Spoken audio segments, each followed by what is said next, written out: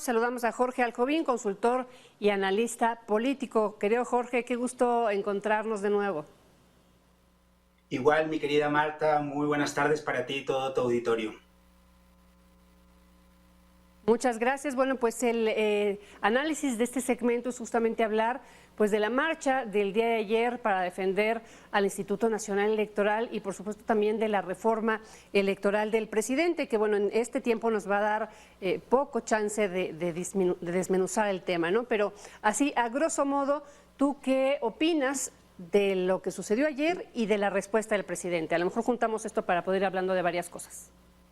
Sí, mira, me parece que la marcha del día de ayer, lo positivo que tiene es que logró hacer lo que la oposición no ha podido hacer en todos estos años, es articular a la ciudadanía en torno a una causa común, que es la autonomía y la independencia del Instituto Nacional Electoral.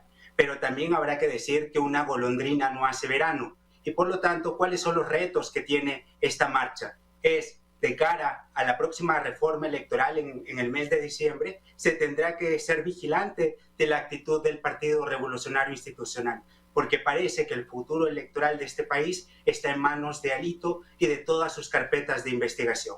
Por otro lado, también habrá que estar atentos a justamente cuáles son los cambios que se proponen, porque si bien esta reforma electoral está propuesta a un nivel constitucional, también se corre el riesgo de que sea aprobada simplemente por la mayoría de Morena a través de una reforma legislativa. Y por otro lado, también habrá que decir que el siguiente paso será la renovación del propio Instituto Nacional Electoral con 4 de sus consejeros que salen en el mes de abril. Por lo tanto, aquí existen 2 posibilidades. Por un lado, dejar las plazas vacantes o por otro lado, cooptar esos espacios con los propios candidatos y candidatas del presidente de la República. Pero también habrá que decir que esto también pone al presidente y lo apuntala dentro de su propia estrategia que es tan conocida para él, la división, la polarización, y esto también lo pone en el corto, mediano y largo plazo con la posibilidad de tener una oposición diezmada, una oposición que llegue flaca y débil al 2023 y al 2024 y en el largo plazo consolidar el movimiento de la Cuarta Transformación. Y simplemente diría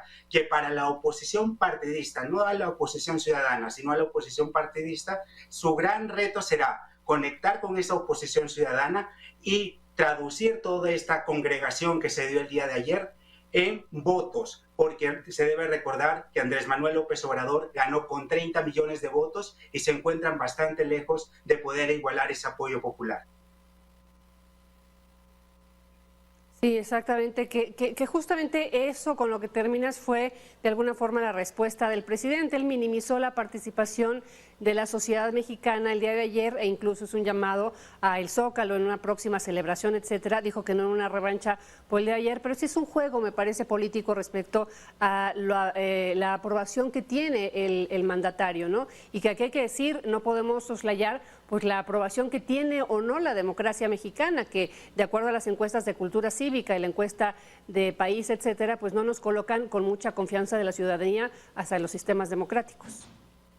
Efectivamente, estamos en una crisis de representación y de falta de confianza en los partidos políticos. Obviamente, las propias encuestas que tú señalas, los partidos políticos se encuentran en el último lugar solamente con un 27% de confianza. Y cuando se les pregunta si confían en sus políticos, el 59% de ellos te dicen que confían poco o nada en su clase política. En este sentido, habrá que decir que no solamente se trata de una provocación, sino que es un reto que debe tomar no solamente los partidos políticos, sino creo que aquí hay una nueva forma de interlocución donde la ciudadanía ha podido salir a las calles, a poder manifestar su disconformidad con una reforma política, pero ahora lo que sigue es discutir el fondo del asunto. ¿Cuáles son los matices de esta reforma electoral donde existan verdaderamente argumentos de fondo y no simplemente una defensa, por un lado, a ultranza de la democracia o por el otro lado, creer que simplemente con encuestas se va a cambiar la realidad? Me parece que es aquí el enorme reto que se tiene, elevar el nivel del debate y sobre todo ser muy vigilantes, reitero, de la actitud del Partido Revolucionario Institucional y a partir de lo que escuchábamos en el bloque anterior, también habrá que decir que el punto negativo de esta propia marcha fue la aparición de ciertas figuras que pareciera que se hubiera abierto Jurassic Park o simplemente la caja de Pandora de estas personas y personajes tan deleznables de la democracia mexicana. Fíjate que coincido, la verdad ayer que yo veía de repente por allá a Vicente Fox, a Margarita Zavala, a varios, a varios que uno vio por allá, yo decía, de verdad hubieran tenido un poquitito de prudencia política respecto a esto que era.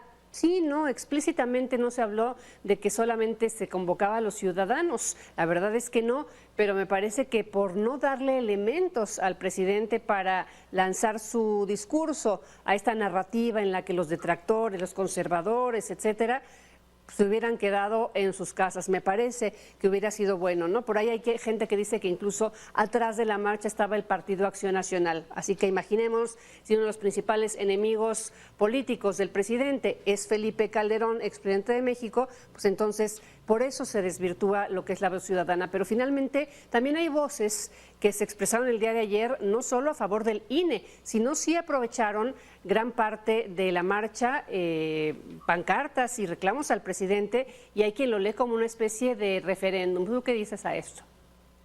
Mira, me parece que ese es un punto positivo, porque genera una nueva interlocución y una nueva rendición de cuentas con el presidente de la República. Ante un sistema desgastado donde los partidos políticos han sido incapaces de poder confrontar con ideas, con un proyecto republicano al presidente de la República, hoy se alzan los ciudadanos, se inconforman, se incomodan y salen a las calles. Pero también habrá que decir que el punto negativo han sido algunos comentarios que expresan solamente racismo, clasismo, y eso creo que empaña la propia marcha, y no solamente es parte de la oposición, sino también es un juego al que ha entrado el oficialismo. Lo que creo que necesitamos es darle altura al debate y sobre todo no llegar a una descalificación personal. Por ejemplo, he escuchado en algunos medios donde se ha acusado a Luis Carlos Ugalde por ser un pusilánime. Me parece que esa adjetivación en nada ayuda a la propia democracia, sino más bien es criticar las condiciones de equidad de la contienda, qué podemos reformar, qué podemos mejorar del propio sistema electoral, y eso es lo que verdaderamente nos va a ayudar. Sobre todo, simplemente te dejo un punto sobre la mesa y que ha sido de los más controvertidos en la reforma electoral: elegir a nuestros consejeros y consejeras por el voto popular. Me parece que en ese punto hay un desacuerdo y un grave disenso, pero al final del día podríamos construir una postura de centro y decir: continuemos con el propio sistema que tenemos actualmente de selección de consejeros, vamos a democratizarlo y elijamos por insaculación a los consejeros electorales. Me parece que es ahí donde el punto donde se ataca lo verdaderamente importante: quitar los privilegios de la clase política, de la cúpula de siempre, que quiere cuotas y cuates, y eso es lo que reclama la ciudadanía. Por lo tanto, me parece que debemos pasar de la polarización a la construcción de un acuerdo, pero me parece que ambos lados están negados a justamente dialogar, deliberar y buscar la mejor reforma. Un discurso más inteligente, Jorge Aljovín. Perdón, Marta. Así es, un discurso más inteligente de las diferentes partes y de más construcción que destrucción de un país y de la unión de los mexicanos. Pues como siempre, muchas gracias. Siempre es un gusto escucharte y tener tu análisis, Jorge. Un gusto, mi querida Marta.